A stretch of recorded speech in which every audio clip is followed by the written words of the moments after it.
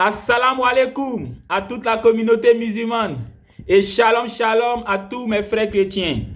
Alors aujourd'hui, alhamdoulilah, j'aimerais me prononcer sur une question qu'un frère chrétien du nom de Landry m'a posée.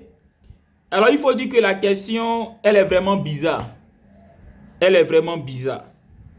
Bon, je vais lire la question pour que vous sachiez de quoi il s'agit. Il dit: Ibrahim Jean-Luc, lorsque les frères musulmans, qu'on appelle les salafistes, ont demandé à la DDR d'aller apprendre leur religion avant de faire la dawa ou de faire les débats, Oustaz Diané et Ismaël Aka ont répondu en disant qu'ils vont convoquer ces salafistes en justice.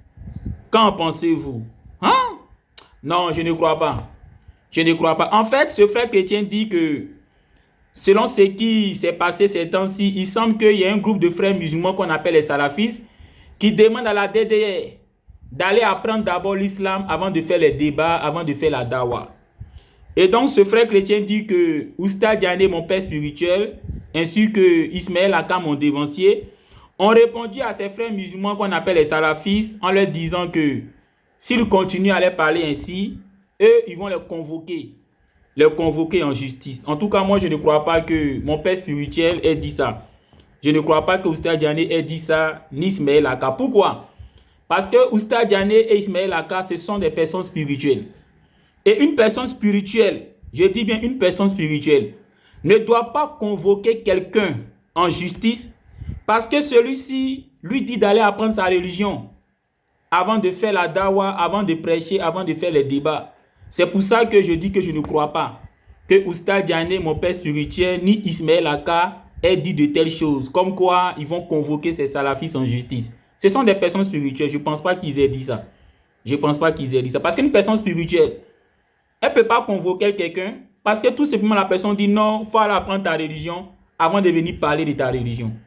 Non, je ne pense pas qu'ils aient dit ça. Moi, tout ce que je peux dire, parce que j'ai eu quand même écho de ce qui s'est passé, comme quoi les frères musulmans qu'on appelle les salafistes reprochent à la DDR de ne pas être savant, de ne pas être sachant. Et la DDR, selon ce qui m'a été rapporté, ils ont dit comme ça à ces frères musulmans qu'on appelle les salafistes, qu'on n'a pas besoin d'être sachant ni savant pour faire les débats.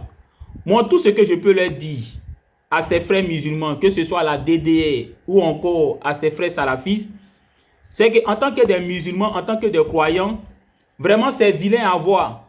Lorsque il y a une belligérance, lorsque nous sommes en conflit, c'est vilain à voir. Nous sommes des serviteurs d'Allah. Et donc, quand il y a de tels conflits entre nous, là, les koufars, autrement dit les mécréants, là, ils risquent de prendre ça pour se moquer d'Allah. Pour dire, voilà, les musulmans, là, ils ne s'entendent pas, c'est vilain. Allah dit dans la sourate 42, le verset 40, qu'il faut pardonner et se réconcilier. Et donc, je demande à mes pères spirituels, à la DDR, s'ils se sont sentis offensés par les propos des frères salafistes, Allah dit dans la sourate 42, le verset 40, la partie B, qu'il faut pardonner et se réconcilier. Et je demande aussi aux frères musulmans qu'on appelle les salafistes, que si la DDR a dit des choses qui les ont offusqués, Allah dit dans la sourate 42, le verset 40, la partie B, qu'il faut pardonner et se réconcilier. Et c'est exactement ce que dit la Bible.